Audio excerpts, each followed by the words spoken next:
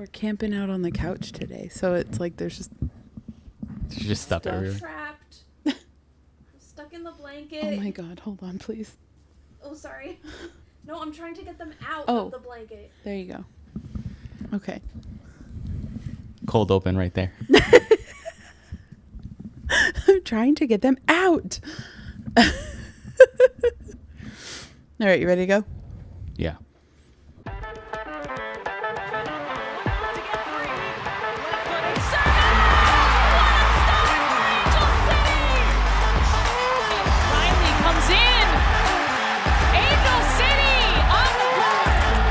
Presented by Cedar Sinai. Shifty work into the box. And across, it's in!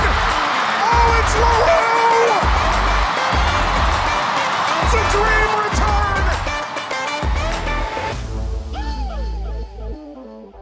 return! Hi, everybody, and welcome to Casual FC, an Angel City match preview and footy therapy pod featuring two podcast-certified footy therapists.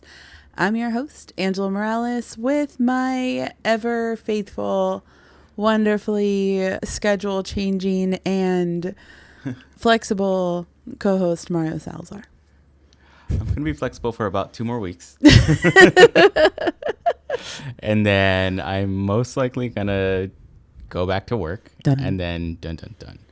Although at this point, I'm like, itching to get back to work. You need something to do. Yeah. I went and knocked out all of the kids' back to school stuff this morning. But I got it done in an hour because I went early to the store and there wasn't very many people there. Yeah. And I had my list that I can just be like, check. And then I was done. And then now I get home and I'm just like, all right, now shit, what? That was like the main to do on the list today. That was supposed to take 3 hours. Yeah. I'm excited because it does mean that basically the medical professionals are checking me off and saying, hey, you're doing well enough. I'm most likely going to be work from home for a while, which is great that my office is flexible enough for that.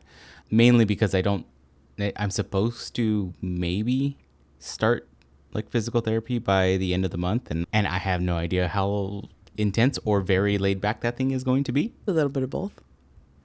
Like in my head, it's either going to be, I'm going to get there and they're going to be like, you need some work. Or they're going to be like, you don't need to be here. Yeah. No. So we'll see. But super flexible for the next 2 weeks. And then after that, back to the normal, back to the normal grind of, it's coming out tomorrow.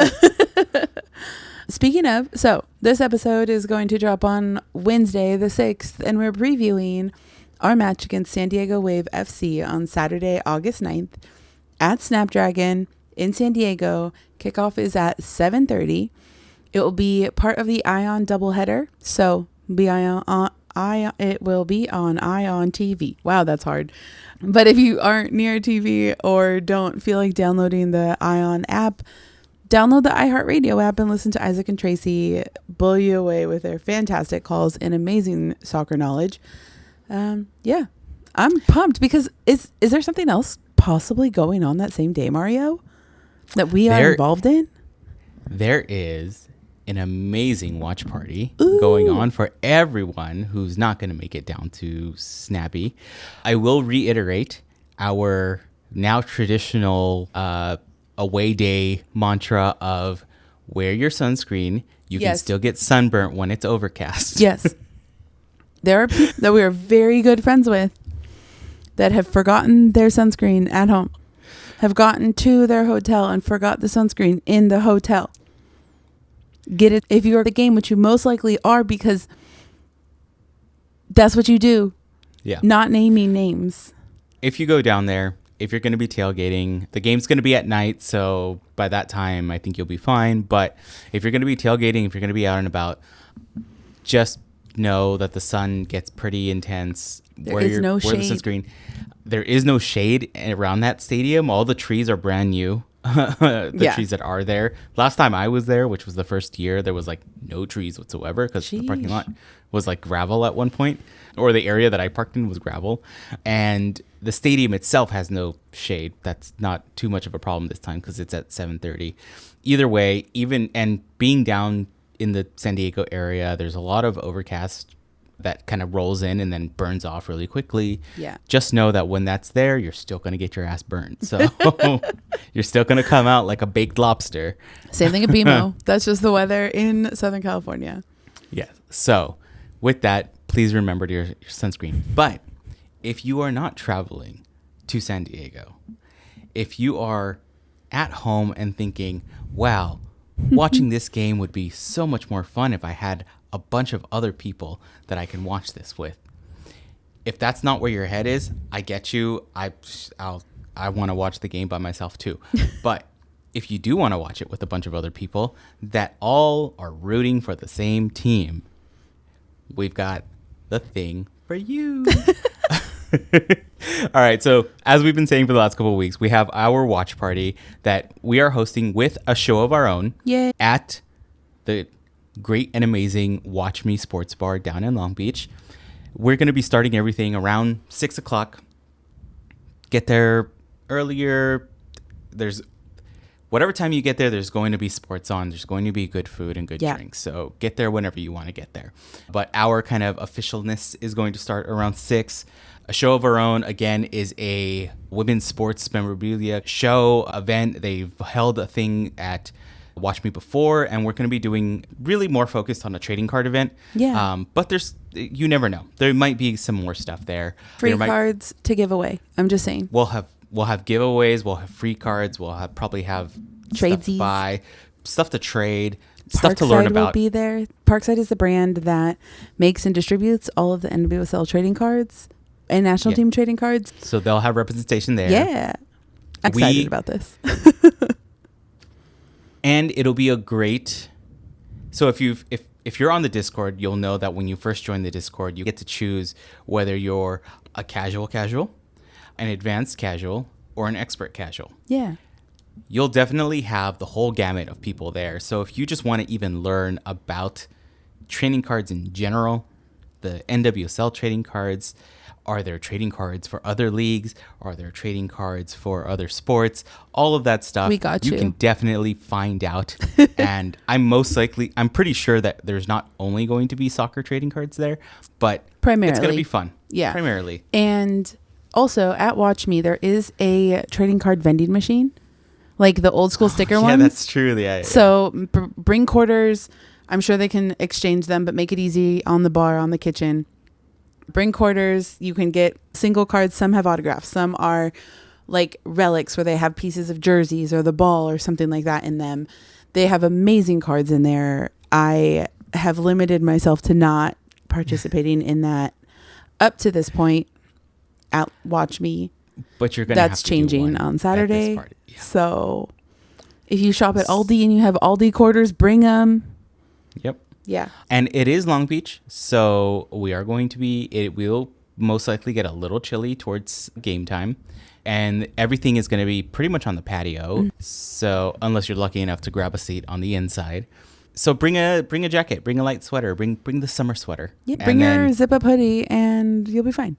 Yeah, you'll be fine. And I will be there. Yay! There's been many an event that I cannot make. I will be there this time. Yeah. So Yay. Both of us will be there. It's gonna be fun. Win, draw, loss, most likely a win, please. We need it, please. Please. Win. I'm gonna tell everybody to keep sharing this episode. Bring that luck in because we need that win. We need it. But it'll be a blast. It'll be fun times. There's great drinks. The food is great. Caveat for everyone going to this event: snack a little before you get there. And I only say this because not only Watch Me, any restaurant that has a packed house will have a slow kitchen. Yes. No matter what.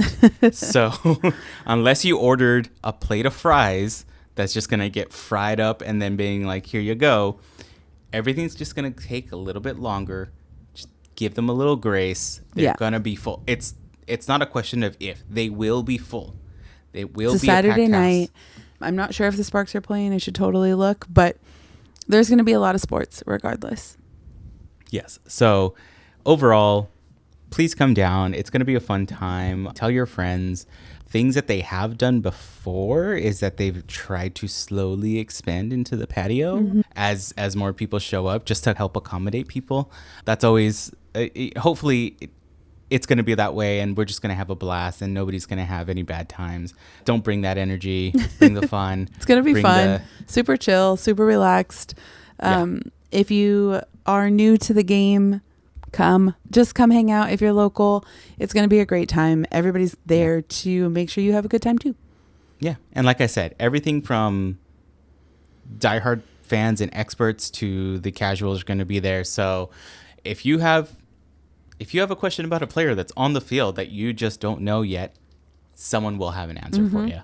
Like, everybody has always been friendly, has always been cool, has always been down to be like, look, we want to get you in this. You want to learn whatever you want to learn. Let's go. You don't want to learn anything? Cool. Let's have fun. So it's for everyone. Yeah. So with that, we do have a little bit of a chaos award. Yeah, it's me. We had occasionally on our Discord, we always do text like match updates as everybody's watching the game. Occasionally, when schedules work out, we do live audio, like group audio sessions on there, and then just be able to chat and hear with each other. And as we're watching, Angela goes, "Oh my God, guys, I can't believe I forgot about this. I can't believe I forgot about that. Oh God, I'm the problem." So, in recapping the episode in my brain, about a day, the episode dropped at 7 or 8 a.m., probably 1 o'clock that afternoon. I was like, I didn't talk about Mia Official. What? Big Fish comes back to the NWSL, comes back to America, and I forget to talk about it. So for those who don't know, Mia Official had been playing for Chelsea, had been hurt. It has had a controversial, I would say, experience with both U.S. soccer and the NWSL because they're tripping sometimes. But she was returned to the NWSL on the rain, and it's a big game changer. And I'm pissed that she made her debut against us. 1, because I forgot to talk about it. 2, because and then Sofia Huerta is back from injury, and this was also her debut game back because it's after the break and it's the first game. Yay, yay, yay. Those were big impacts for us, obviously, and I really wish I had talked about them. Yeah. So then the second reason, third, fourth, fifth, I don't know, this reason why I'm also the Chaos Award is because I totally forgot to recap the signing that Angel City partnered with Parkside and Burbank Sports Cards to have. I didn't talk about it at all. I was there. Eva was there. We had a great time. The store now follows us on Instagram. We're friends now. Yeah, so we met Riley. And you got swag. I did.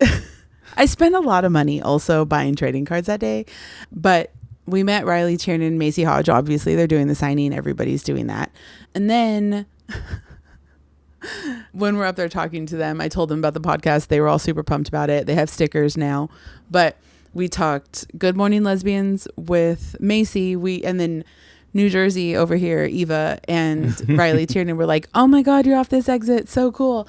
And then we talked some old NWSL stuff about Riley Tiernan's sister.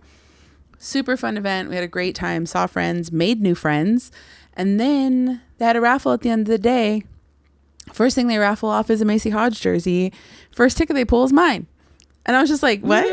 And the funny thing is Eva was like, "You are so awkward. Like, why are you being like that?" And I said, because I almost said very loudly, "What the actual F?" And there's like a 7-year-old standing right next to me and half the Angel City front office team that comes to these events. And I was like, and then and then at that point, as I'm trying to recoup to be like, "Oh my gosh, the only thing I can think to say are curse words." So then I'm like, "Oh no, my brain is broken." It's a good time. But it was a very fun event. And I hope that they do more of these. One for the players, for Burbank Sports Cards, because it's a family-owned operation up there. It's what, third generation? What? Burbank. Second? They've been open since the 60s, I think. Yeah, they've been open since the 60s, and this is their biggest location. It's super cool. It's really fun. They're all really nice there. They have quarter cards. They have fancy, expensive cards. You can just sit there, grab a box, and like shuffle through trading cards from like specific years of baseball. It's very fun. They have Pokemon cards. They've got Panini, which does a lot of basketball and international soccer. Now they're selling Parkside. Yeah. So very cool, very fun. And then we got our cards graded because then now they're like official, like authorized signatures. It was a good time. Nice. Yeah. So that's it. It's me. Yeah. I'm the problem. We'll talk about what happened. Another Chaos Award, really, that happened, and we don't have this written down, and I only know this by the highlight clips. But the banger that Marta scored. Oh my God! In the Brazil-Colombia game. Yeah. Marta. So Chaos Award doesn't always have to be like a weird negative thing. It's just going to be that game itself was the Chaos Award. Yeah. Yeah. But that highlight of that banger is just Marta got Marta, y'all. It was a rocket from outside the box. From she outside, was like 2 or 3 way steps outside back. the box. Yeah. No, she was way further. She was yeah. She was on the other side of the pitch. Felt like it though. Like the vibes, for sure, felt like it.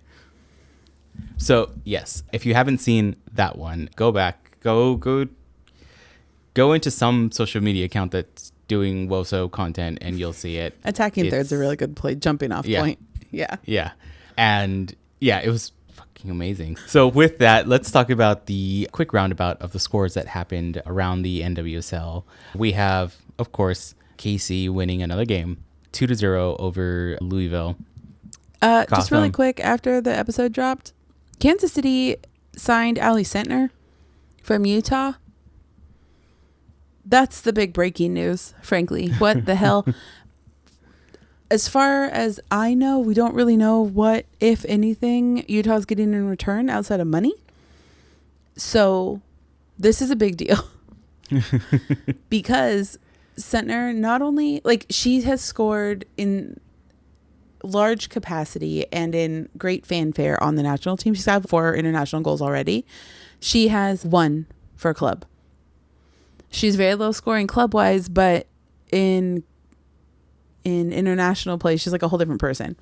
I have a feeling this has a lot to do with Utah as a whole.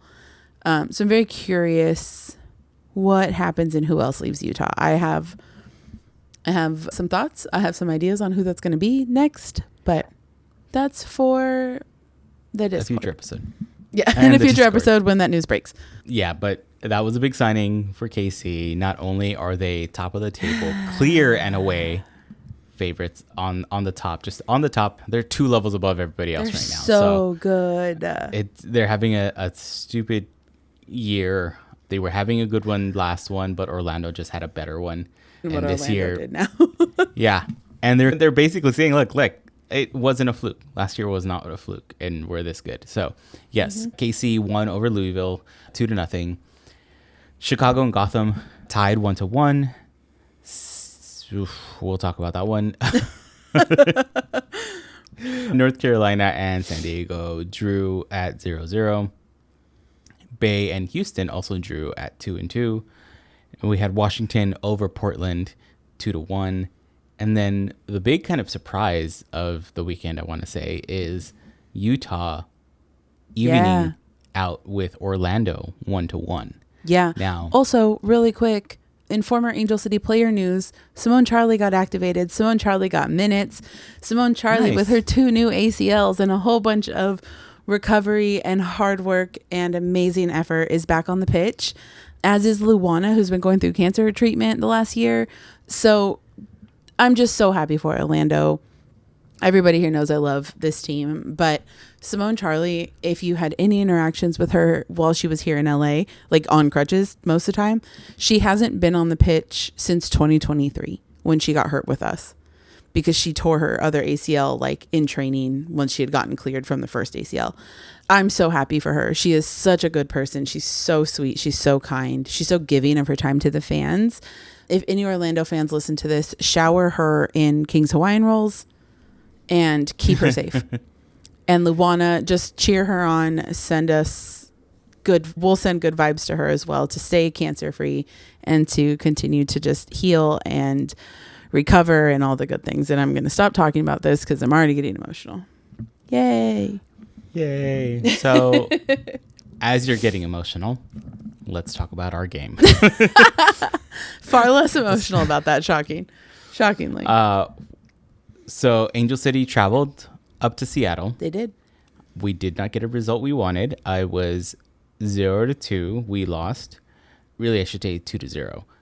We lost either way. Doesn't matter which way you want to put the 2-0. We got a goal by Fishlock. She came in, right? She was subbed in and then she scored. Yep, which is the same thing she did to us in BMO 2 seasons ago.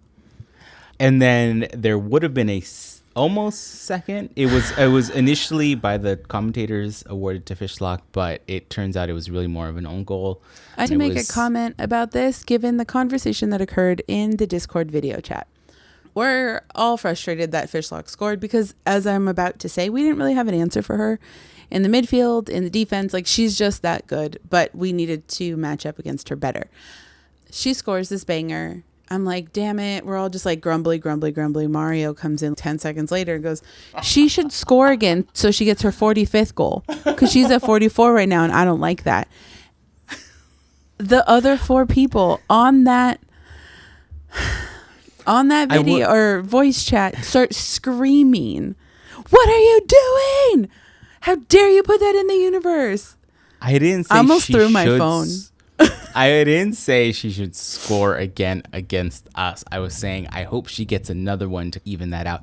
It's one of those things where, like, when you're setting the volume on your TV or your radio, it's a 5 or a 0. Really, there's very few times where an even number is an okay thing. It's a me thing, I know, but a lot of other people do this too. So when I'm one of those people, 44, but you don't say those things because then they happen. 44, in my head, I was just like, oh, God, that bothers me so much.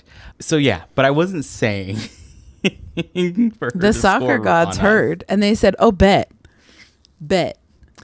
Okay, in my defense, officially, she did not score. Yeah, but if we hadn't grazed the ball barely, she would have. And then it would not have been an own goal. It would have been on Jess Fishlock. I'm just saying that Mario's little caveat of it's not my fault is wrong. I'm also, when it comes to watching games like that, I do my best to keep my own personal superstitions and stresses to myself. They came shooting out of my body the second those words left your mouth. Just like, at one point in the pod, Angela has admitted that she is not very superstitious, but she's a little stitious. I'm a little stitious. So, I was very superstitious. It came out. It came out full force.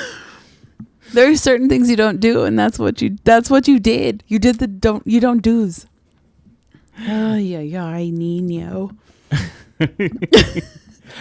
Okay, so what did we see as we were the one thing I really noticed was it felt like all of their passes were really heavy, and I think you guys were right. I think you guys started talking about it's probably the pitch, it's probably the turf, the them playing on turf and not on grass. The ball tends to roll a little bit differently, but it just felt like it felt, again, we've talked about how things are looking like they're working out, yet there's still like a little bit of something missing.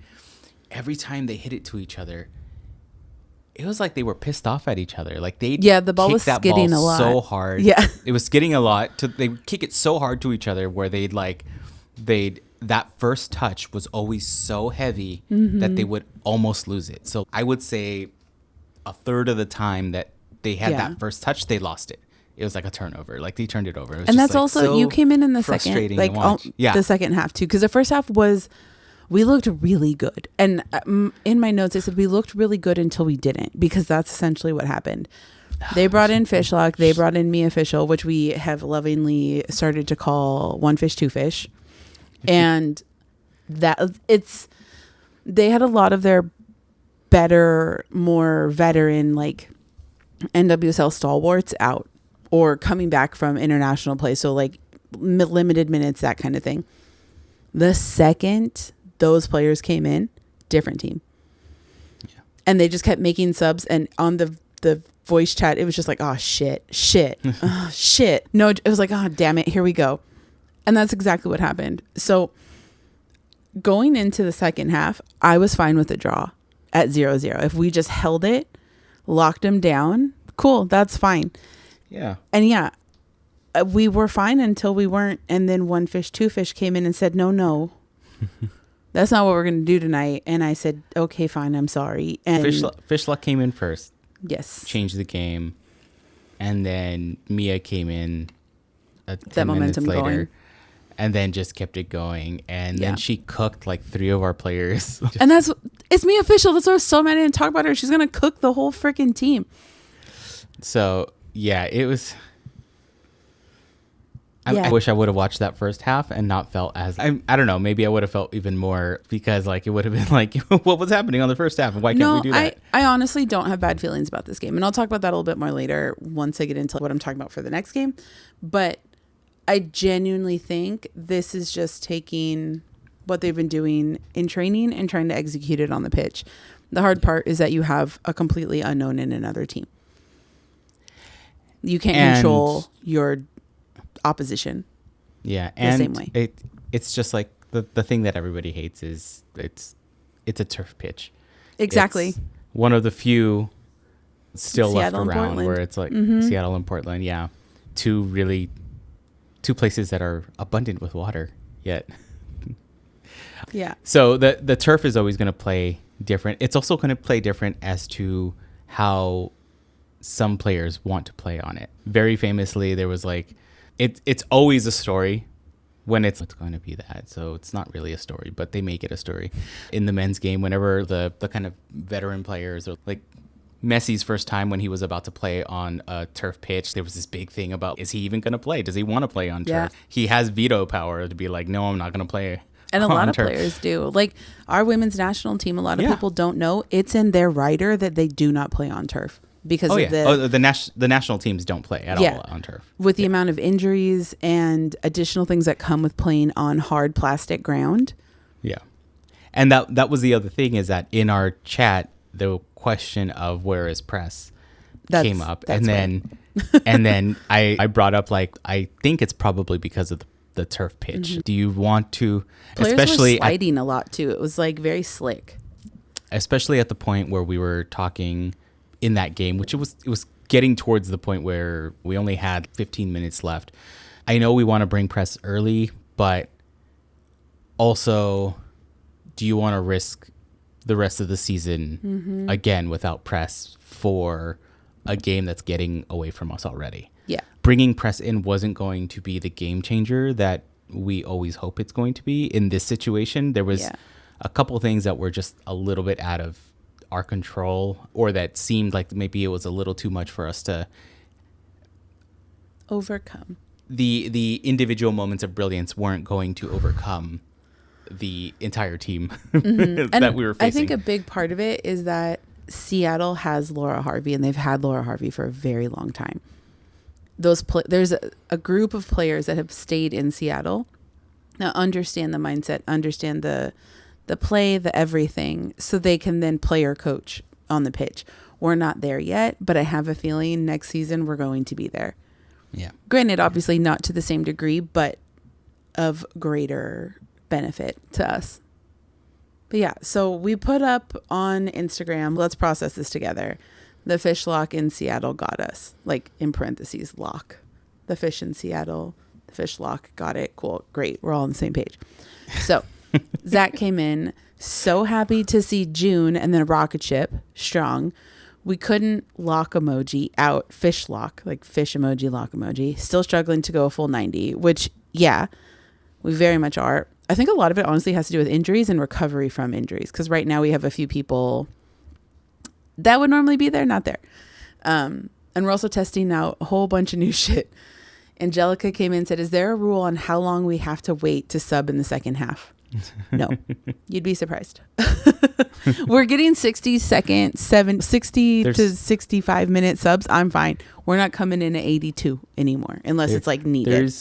There is no rule. There are personal rules by the coaches that they Yeah. have their own rules of this is when I do it and no earlier. Yeah. And she also said at least the Sparks won for LA.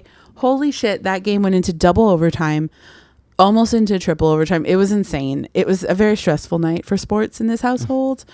Mirna said, where was press? Which we're all pretty sure it had to do with the turf, the slippiness of it, because people were slip sliding all over the place in a way that doesn't normally happen on grass. Yeah. And turf will have a higher probability of getting that ACL injury or just really any type of legging injury. Yeah. So unless you're super comfortable like Seattle is playing on it because that's what they're practicing on and that's their home field. You don't want that's why she wasn't really on there as early as we wanted. Trent said sad. God is so sad. And I think that was the part. Everybody was really like pumped for this game, and then it was just like, dang it. And then our buddy Doug said, wondering why we keep trusting gas station sushi. It looks so good in the case, but it never sits. Give it time. This is different. This isn't gas station sushi. This is Whole Foods or Erewhon. We're Erewhon sushi. When I first read his comment, I was like, well, yeah, I took it literally and I was like, I wouldn't be trusting gas. Are you trusting gas station sushi? And then I was like, okay. We've progressed. We went from gas station sushi to Ralph's to Whole Foods to Erewhon. We're at Erewhon sushi right now. We're like trustable, but it's still pre-prepared. You know what's a nice little easy hack for like dinner is going to Whole Foods and instead of getting the sushi that they're making, just getting a bunch of the sashimi and then building, and then just because it's already like sliced and portioned and then you just make it at home. Yeah, exactly. And it's amazing because then the kids get to roll it and it's a big fun thing. It's make your own food night and they love it. That's good. I wish I liked fish. It's just not for me, and it's a bummer. Yeah, that's right. I always want it to be, and I'm just like, no, thanks. I was like, there's this great restaurant we can go hit up before the game, and you're like, I don't really like fish. About that. All right. Well, on Discord, Fish luck. Cassandra came in with fish luck brings energy and grit. Same thing Sid brings for us. Just shows how much we miss her, and we need more of that. A leap in the stands, crazy Sally, rip a jersey off, and get carded for the game-winning goal type. Yeah. Janthony, it feels like they were finally given the initiative to play the way they want to play, when they want to play, and they were confused. And and that's a hard adjustment to make when you're given the freedom to fly, but you're not used to that. Is this okay? Yeah. Yeah. And like I said, I think a lot of that too is just the conditions and the I still go back to, I feel like all of their passes felt very heavy. They looked very heavy. And I think that did not help them trying to progress, trying to advance, trying to keep the momentum going. And so and again, we're building and, we're going to start running out of time soon, but we're building. Yep. Joel came in with still dreaming of a midfield. Alana Kennedy looked gassed in the final 30 minutes. Lots of hesitation, confusion, and passes just a bit off. Beating San Diego is a great way to get Strauss's first win. That's true. I feel like beating San Diego feels like 10 points. You know what I mean? Like it's just, Yeah. Oh, that means it's the next game. I didn't even realize that the next game was going to be a San Andreas Cup game. Okay. All right. No. And then Ethan came in with a haiku, which we realized we didn't get a haiku last game, but then again, we will let that go. It was a friendly. Take the time off that you need.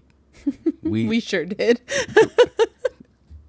Not by choice, but we did. So Ethan, with our haiku king coming in saying, We finding rhythm, added some needs to form squad. Welcome back, Endo. Yeah. So with that, let's check out our positioning in the standings. At this point, we're halfway through, so I think it's going to be important to keep checking in on this. Glad to say we are not glad, but we are solely in 11th place. So we're no longer tied for 10th. We have 11th all to ourselves. With the loss, we didn't go anywhere, but we didn't fall, which was frankly amazing. Yeah. So we're still looking for that magic, and we feel it that it's coming. Don't lose faith, but No, don't lose the absolutely hope. not. But yeah, we're in 11th. We're so close, right? Like we're just those few little spots, and it's still, I believe it's still tight enough where we can like make some moves. I think it's with not the like exception of Kansas City, it's very malleable at this point. Yeah, because I'm looking at this right now, and we're in 11th. 8th place is Gotham right now, and they're at 19. So we're only 4 points away from the playoff line, and then it keeps progressing from there. Will we catch up to Kansas City? Unlikely. They'd have to lose every game on out. No goals. Everybody would just have to eat away at their goal differential. Yeah, but this is not like the way it was last year, where there was like a definite do not cross this line of the top half teams and the bottom half teams. Right now, we're seeing a little bit more flexibility, a little bit more movement in what we're doing. So let's just keep it going. So yeah, 11th place, and hopefully we get the win at Snapdragon Stadium. So let's talk about the San Diego Wave preview. All right. So there's a lot to talk about with this game, especially for Angel City. Our backline is still recovering from injury and a reshuffling. We don't necessarily, we have Megan Reed, but aside from Megan, we don't have another center back at the moment, like a true center back. We have Alana Kennedy, who spent the majority of her career in that position, but has transitioned into a defensive midfielder. So she's filling the gap right now, as is Megan Reed, but hoping for... Oh my God, I'm drawing a blank because my brain doesn't work. What is her name? It's Sarah, and her last name starts with a D. Dorson. And what? Are you signing Dorson? Yeah. We're waiting for her to come in. And obviously Savvy needs to recover and take that time. So there's a lot of shifting going on in the back line. The biggest thing for me, honestly, was that we need to get better shots on target. We're getting the chances. They're just not going where we want them to go. We skied a few. We had one off the crossbar. I was like, we're this. It's what we've been saying. We're just tuning all the knobs, but we haven't gotten the one to calibrate correctly. A lot has been improved, though, and I think that needs to be congratulated. Yes, we still have a million questions about our midfield, but same thing there. There's a whole bunch of people hurt. I think there's going to be a lot of answers given over the next few weeks as people are healthy, as people start playing more. We're going to continue to look different because from Saturday, yes, the game was on Saturday. I was like, what day was that?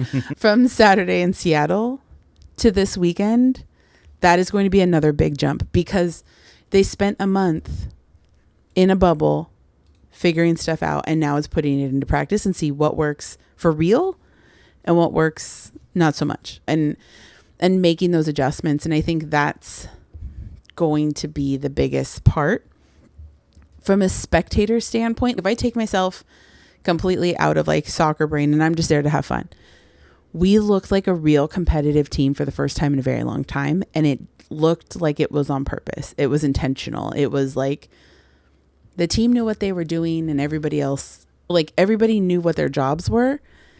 We had the happy accident of the second half of our second season, but I really feel like this time is the tide turning, and this time is for real, where we look that good. Because we are that good. It's just managing this new system, figuring it out, all that good stuff. The last thing is any team, regardless of level, from literally t-ball or whenever you start getting competitive in sports to professional, if you have full buy-in from everybody, if the team is willing to make sacrifices. Players are willing to sacrifice minutes or playing time or whatever, position, seniority. The more buy-in there is from every person at every level of the team, the faster and the more aggressively we start pushing forward. And that's what I think people have to remember, is that process is still happening. Like, from everything we've seen, everything we've heard, the team is bought in. And now it's putting that buy-in into practice and saying, okay, what's our starting lineup? Because that's all up for grabs still.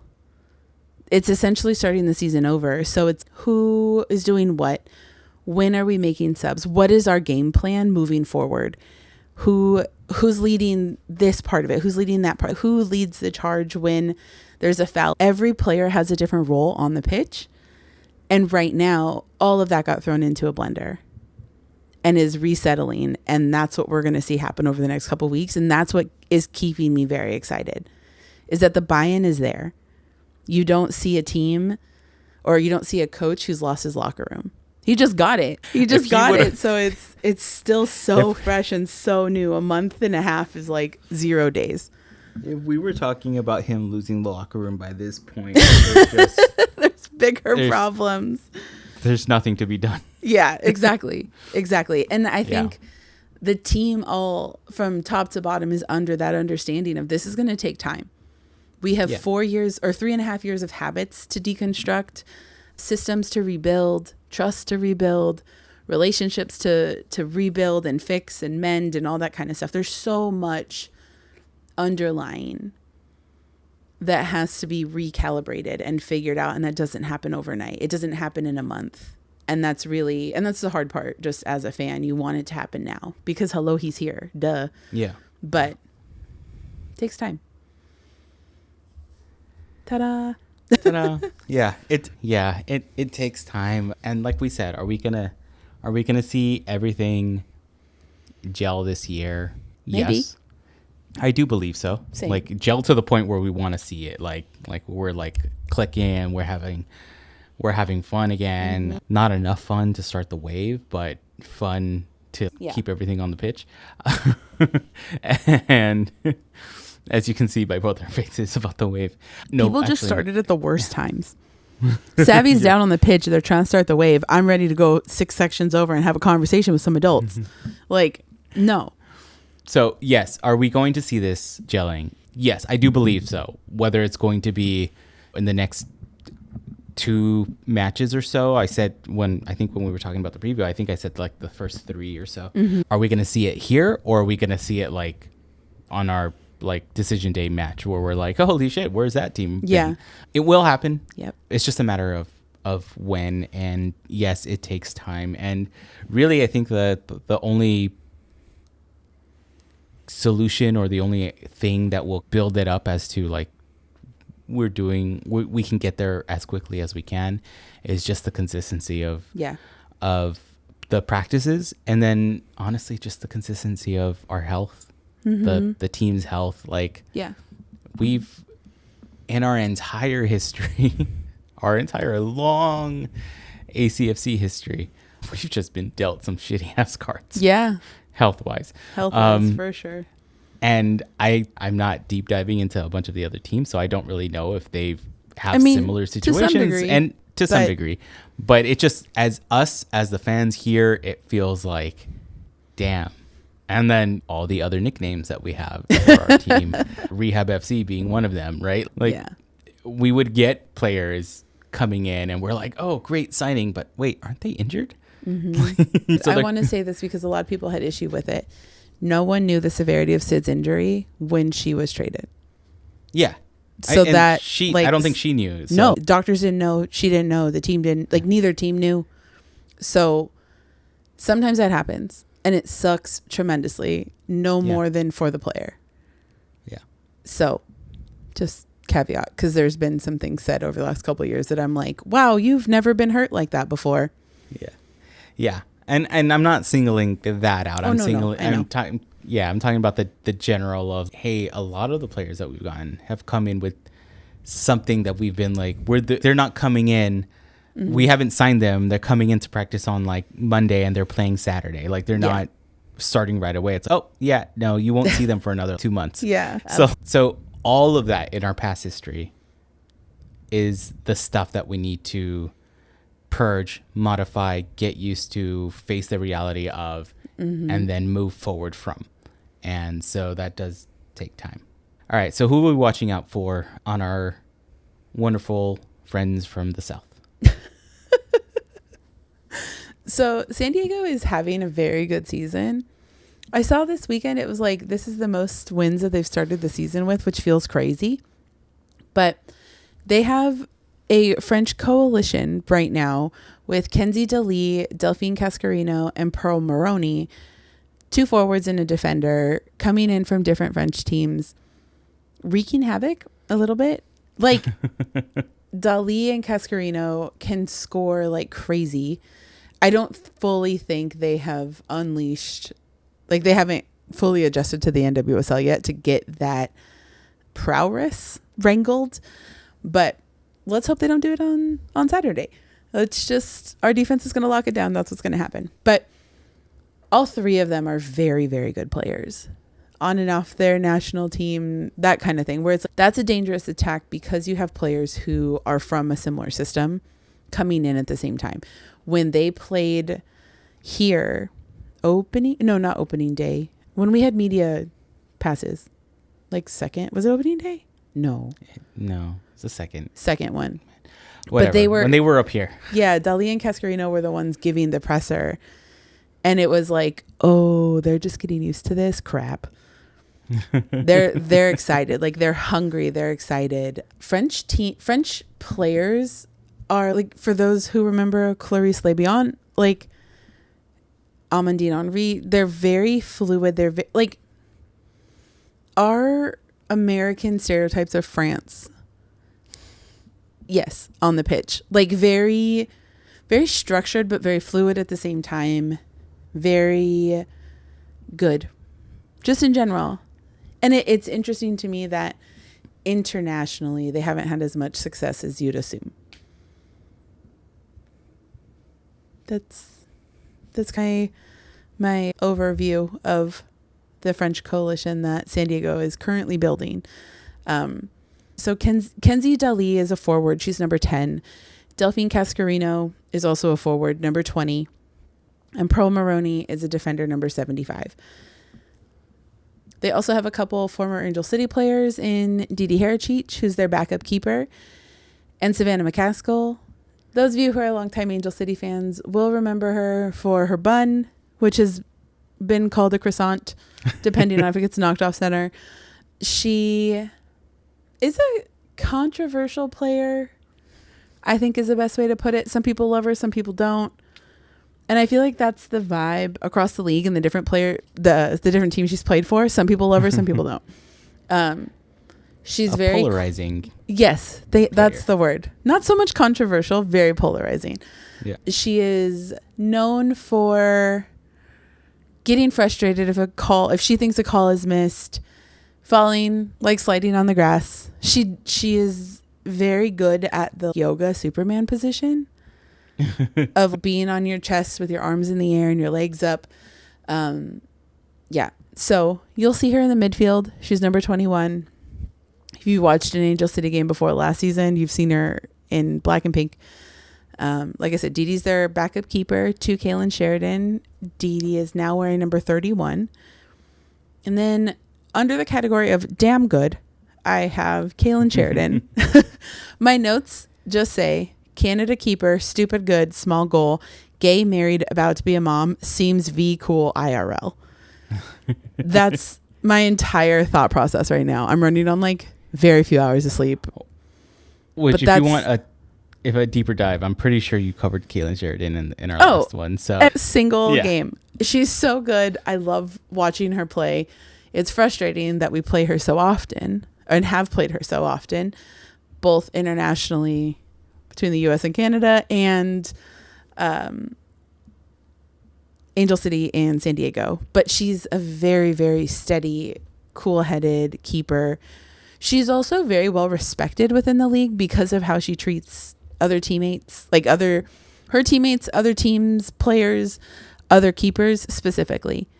Anytime a keeper is like down, she'll run and go check on them. And granted, like her and Didi are friends. They were keepers together at Gotham. Was it Sky Blue when they were there? Sky Blue and then Gotham. Yeah, Sky Blue and then Gotham. Didi was Kaylin's back up there too. So there's a long history with them. But I remember one game Didi went down and like I blinked and Kaylin Sheridan's, girl, you good? You there? Are you okay? She ran across the pitch. Yeah, and that's like the kind of checking in on person her. she is, and it says a lot. She does seem very, very cool. She recently Didi spent a lot of time. She took her time. When no, she but went like down. there was an actual injury. Yeah. Okay. Yeah. Oh, yeah. I remember that one. Yeah. Yeah. I'm just saying, in general. She Yes. was But Kaylin Sheridan, very cool. Just seems legit. Like as a person, not just a player. They do have 2 SEIs, which will be interesting. And then they had 2 players playing in Copa America, which was 1 Colombian player, 1 Brazilian player. So who knows if they'll be activated or not, depends on this week and when they got back and all that good stuff. So it'll be an interesting matchup on the Wave side, just because it always is. Like it's one of those things, no matter how good or bad your team is, when you're matched up against like your nearest rival, bet. I could be 0-400 that season, and I'm matched up against my rival team. I'll do everything I can to win. You play up. As an honest question, I wonder who the team sees as that active rival. Same. Do they see very much, because San Diego came in at the same time, it was like media went. It was manufactured. You guys are rivals. Yeah. Yeah. The Chan Classico. Yeah. The fans kind of embraced it, but it wasn't like, girl, for Yeah, like, rivals, like nobody- the derby. It wasn't that at the beginning. And it, still, I would argue I just still want to beat isn't, San Diego but- because I'm from here. Yeah, there's Same thing in a San definite Francisco. LA. There's a definite LA San Diego city thing. Mm-hmm. But yeah, I wonder what the players would say if you asked them, like, between all the West Coast teams, because like Yeah. you would honestly say like the West Coast teams are probably going to be who you would consider your rivals, or like who you would consider. Well, like you have Portland and Seattle with the like Cascadia Cup. Like that's a huge rivalry. Oh yeah, but that's a rivalry that goes Goes back back to way the beginning of the league. So like whatever, but that's still big time, and it's tried and true. So I don't really know, Yeah. and I would also be curious to see who our players actually see as like their rival. Yeah.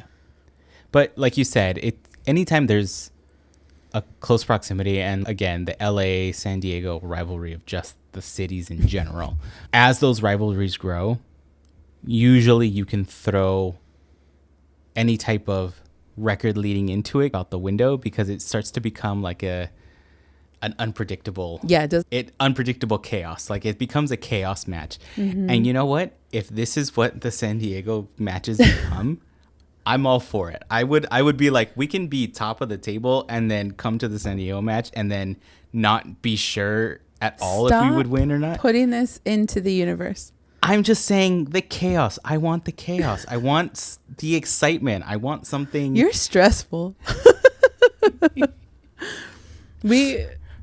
We differ in our desires for chaos and the reason behind them, but it's still the same. We both want really good matchups and really good unpredictable games. Yes. Yeah. And with that, unpredictability is a big key factor for Angel City. And so right now we've seen Alana Kennedy and Sarah Gordon as our center back duo. We were discussing it this weekend in the voice chat during the game.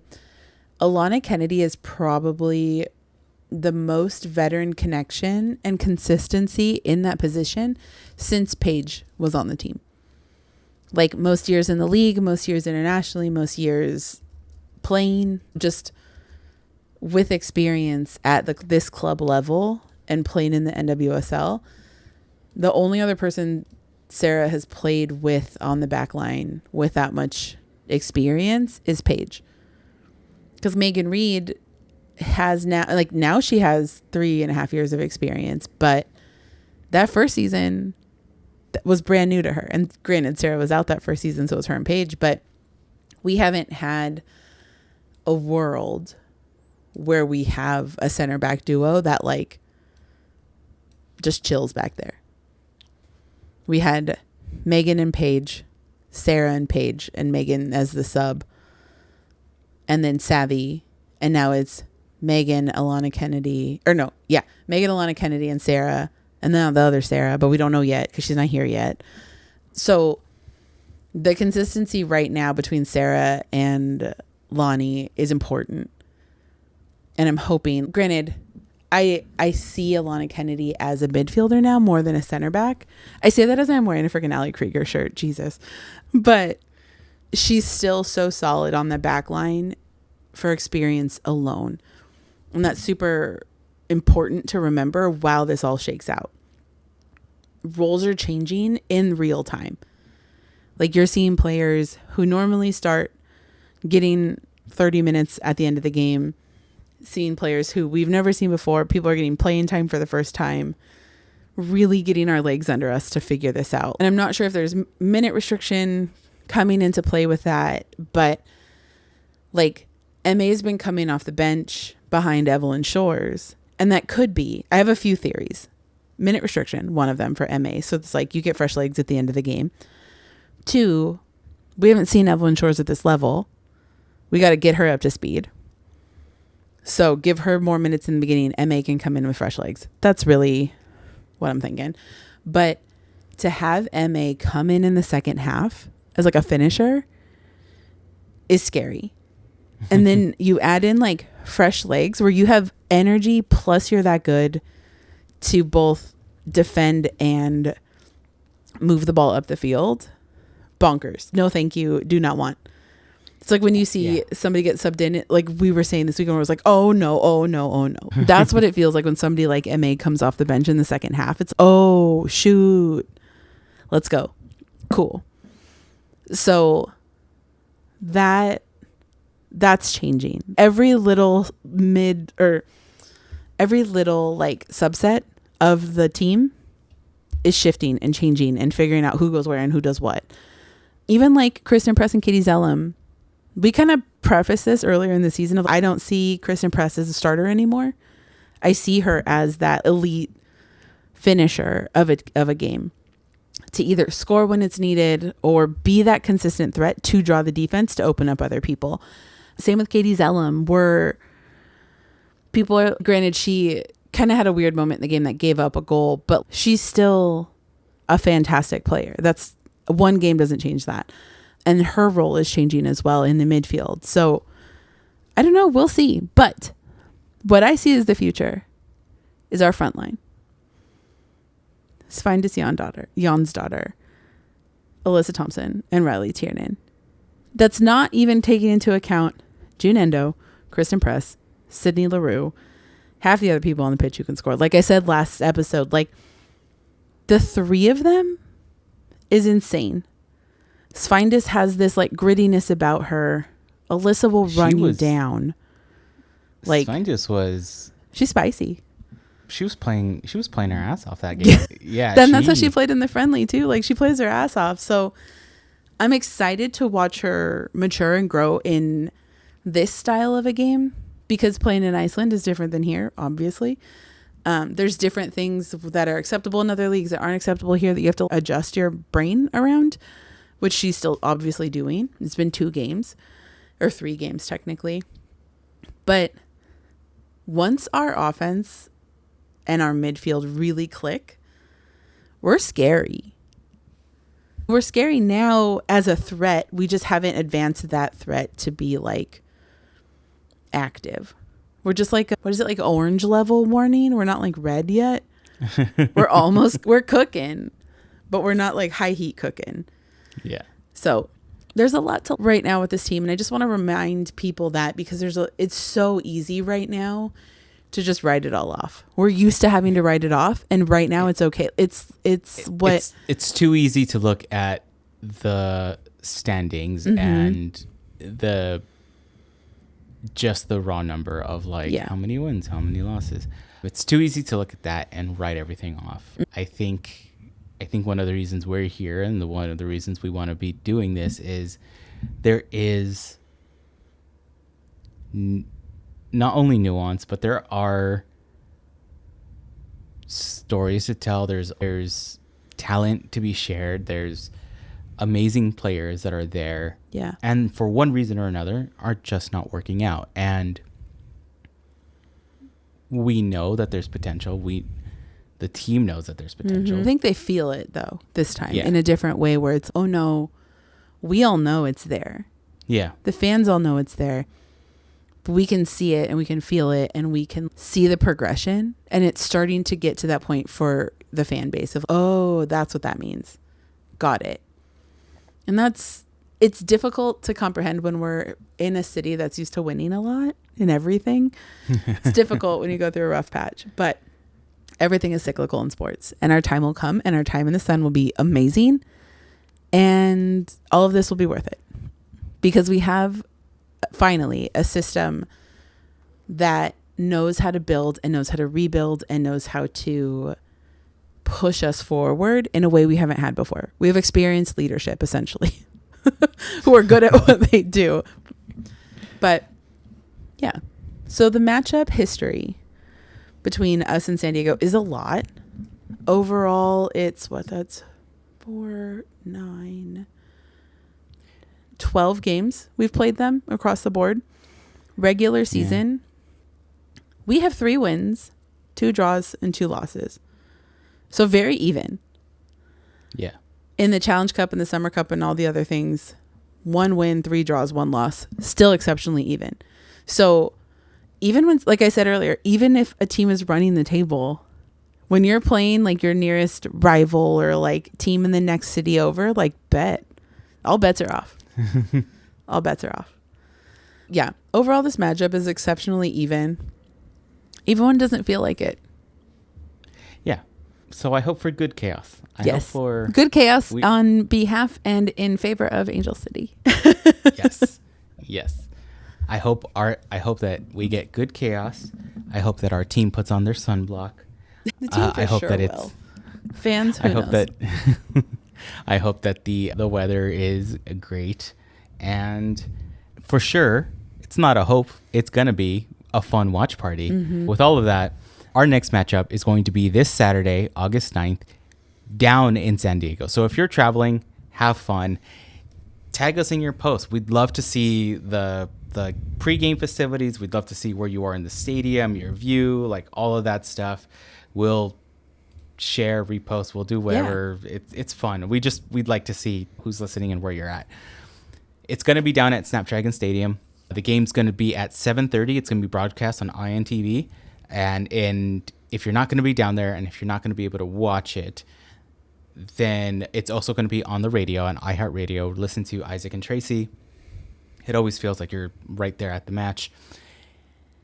And if you can, make your way down to Long Beach for our Casual FC and Show of Our Own watch party. Woo-hoo. Like I said, it starts around 6 p.m. is when we'll kind of like get things going. We'll probably be there a little bit earlier than that, but officially 6 p.m. The match is going to start at 7:30 on all the TVs. But before that and during the game, we'll be doing a lot of trades, a lot of card talk, a lot of everything. And good food, good drinks, good friends, everything. So come on down. And we'll do our little ending spiel here. If you've heard us so far, all the way up to this point, you probably like what you're hearing. Hit the subscribe button. If you haven't, wherever you're listening, go ahead and hit the subscribe button in multiple places if you wanted to. Check out casualfc.com for all the pod links. We're also on YouTube, and you can see our pretty faces on there. Follow our socials at CasualFCPod, all one word, on Instagram, Threads, and TikTok, or casualfc.com on Blue Sky. Try to keep everything as updated as I can. Come join us on the Discord. That's more real-time talk that we have and just really fun silliness every now and then, most of the time. More fun silliness and then some soccer talk along in there, which is really fun to share with everybody. Best ways you can support the pod are really just share a comment on our social posts, on our episodes, on YouTube, wherever you can. It just helps the engagement and it helps the algorithm do whatever it needs to do with your comment and your like. Grab some of our merch on shop.casualfc.com. We have really fun items that We have a cool we built LA kind of Lego shirt. We have our MA Vingola shirt, like bunch of fun stuff, and things just pop up randomly there. So keep an eye on it and it'll be fun. And if you feel so inclined, there's a third way to support the pod by buying us a coffee. You can check out our link in our socials or go to buymeacoffee.com/casualfcpod. It's an easy way to send us a couple bucks to keep doing what we're doing if you liked what you heard and you don't need stuff from the merch shop, or you do need stuff from the merch shop and you want to send us a couple bucks. Either way. But most importantly, share, comment, do the free thing. It's the easiest way to help support what we're doing. And last thing, tell a friend about the pod. Tell a friend about the watch party. Yep. And it brings us good luck. We will take all that good luck. We'll throw it on the Pacific Surfliner and we'll send it down to San Diego. And we'll make sure the team gets it and really, really make sure that we have a fun time on the pitch. So with that, thanks for listening. Yeah, see you Why on did I Saturday, blank out? guys. Yeah, see you at Watch Me. See you at Watch Me. Bye. Bye.